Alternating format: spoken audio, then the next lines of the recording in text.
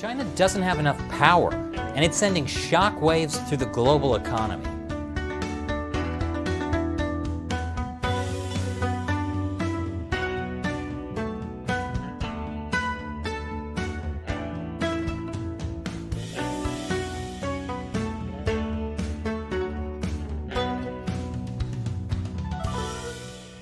Welcome to China Uncensored. I'm Chris Chappell. So last month, I told you about the impending collapse of Chinese real estate giant Evergrande and how it could devastate the global economy. Some have been calling it China's Lehman Brothers moment. The collapse of Lehman Brothers in New York is, of course, what sparked the 2008 financial crisis. Well, now there's an even bigger crisis.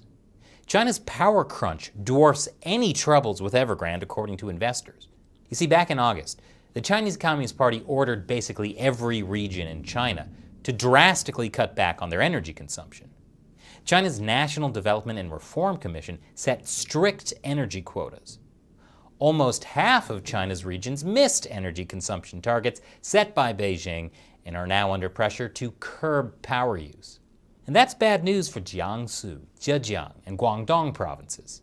These are in China's industrial heartland, which makes up a third of China's economy. But how bad is this?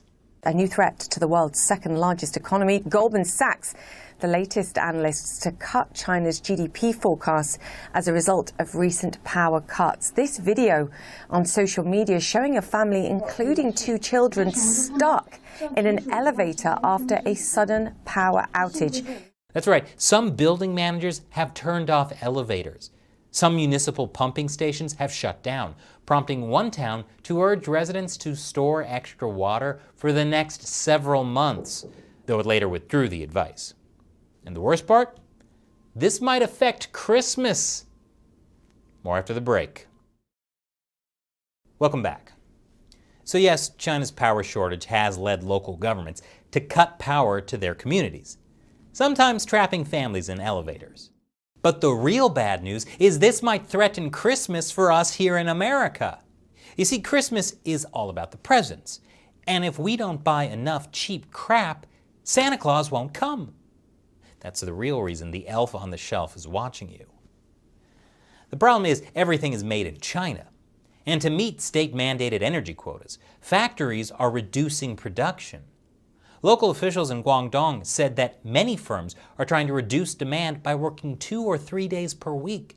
In Jiangsu, a province with an economy almost as big as Canada's, steel mills have closed and some cities are turning off streetlights. In nearby Zhejiang, about 160 energy-intensive companies, including textile firms, were shuttered. While in Liaoning, in the far north, 14 cities have ordered emergency power cuts. So why is there a power shortage? Well, Chinese leader Xi Jinping has put quotas in place. And is it because he's trying to make good on his promise to have China's carbon emissions peak no later than 2030? Well, you know how much the Chinese Communist Party cares about keeping its international promises. Xi has said they won't even start cutting coal consumption till 2026. But the Beijing Winter Olympics are coming up, and China's energy crisis is partially of its own making, as President Xi tries to ensure blue skies at the Winter Olympics in Beijing next February. Although that might not be such a big deal since they're banning foreign spectators from coming. But the real reason for the energy crunch is Chinese factories are in huge demand right now, as the global economy starts to kick into gear after all the pandemic lockdowns. Swelling orders for the smartphones, appliances, exercise equipment, and other manufactured goods that China's factories churn out has driven the rise. And the reality is China still mostly depends on coal for energy. This surge in energy demand means a surge in the price of coal. This year, thermal coal in China has gone from $104 per ton to $265 per ton. But Chinese regulators have not let utilities raise rates enough to cover the rising cost of coal. So the utilities have been slow to operate their power plants for more hours. Yay, state price controls! Okay, so if the price of coal is increasing because of a coal shortage, and utilities don't want to operate at a loss, why doesn't China try to fix its coal shortage? Well, they are trying to fix it, Sort of. I'll explain after the break. Welcome back. So China is trying to fix its coal shortage, but it's not that easy. China has told its top energy firms to secure supplies for the winter at all costs, which likely means that global coal and gas prices are going to continue to skyrocket as China competes for supply. And coal mines in China have been told to produce more coal even if they're already over their quotas. China controls coal production under a quota system that caps annual output of mines in order to manage supply. Guess that worked a little too well this time. And in a sign of just how serious this issue is, China's energy shortage is even forcing the Chinese regime to loosen its year-long grudge against Australia. Remember, the Chinese Communist Party has been trying to punish Australia economically ever since Australia called for an investigation into the origins of COVID-19. Their punishment was mostly banning Australian imports to China. A big import was Australian coal. But the power crunch has gotten so bad that China is releasing Australian coal from bonded storage, despite a nearly year-long unofficial import ban on the fuel. That's 1 million metric tons of Australian coal that had been sitting in Chinese ports for a year. That sounds like a lot, but it's only the equivalent of 1 day's worth of China's coal imports. So unless they're going to start importing more Australian coal, the Chinese regime is still in trouble. But even if China is able to ease the coal shortage over the next few months, it's already having a tremendous effect on the global economy.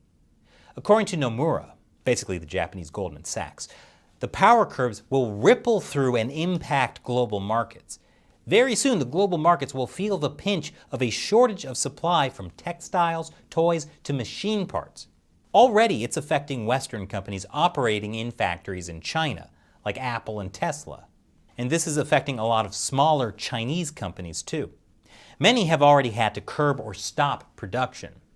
While they may be overlooked by major foreign investors that don't cover these firms, the end result could be a shortage of everything from textiles to electronics components that could snarl supply chains and eat into the profits of a host of multinational companies. So our addiction to cheap, made-in-China goods could end up imploding the global economy and stop Christmas from coming. It'll also have an impact on food. Some of the worst hit provinces are Jilin, Liaoning, and Heilongjiang. About half of China's corn and soybeans are grown here. According to Bloomberg, the crisis is stoking concern that China will have a tough time handling crops from corn to soy to peanuts and cotton this year after some plants were asked to suspend or cut output to conserve electricity. So look, the only way any of us is going to survive this looming crisis is if we all band together in common goodwill and charity and love for our fellow man. This is seriously going to be the worst Christmas ever. Speaking of generous giving, it's not easy making a show that criticizes the Chinese Communist Party. We experience loads of demonetization and censorship from YouTube and Google, and not many advertisers are brave enough to work with us. So we rely on support from viewers like you, who want to join us in exposing the Chinese Communist Party to the world by contributing on the crowdfunding websites Patreon or Locals. And as a thank you to them, whom I call the China Uncensored 50-Cent Army, I answer their questions on the show. Today's question comes from ARPANET at CERN on Patreon.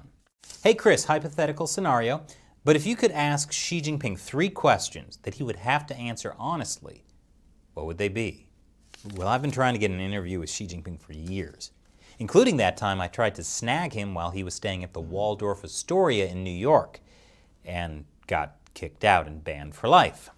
So if I had to ask him just 3 questions, what would they be? That is a tough one. 1, I'd ask if former Chinese leader and Xi's biggest rival, Jiang Zemin, is still alive, or if his brain has been implanted in some kind of robot toad. 2, I'd ask what he really wants as dictator. Xi got where he is by playing his cards very close to his chest. So far, he's been acting out the party's long-term strategy for defeating the West. But what does Xi himself really want? And 3, who's your favorite waifu? As in, which anime character do you have a crush on? Thanks for your question and your support, ARPANET at CERN. And if you'd like to join us in the fight to expose the Chinese Communist Party to the world, you can help us by liking or sharing this video, or you can join the China Uncensored 50 Cent Army over at patreon.com/China Uncensored or ChinaUncensored.locals.com. You get different perks with each, so check them out. Once again, I'm Chris Chappell. See you next time.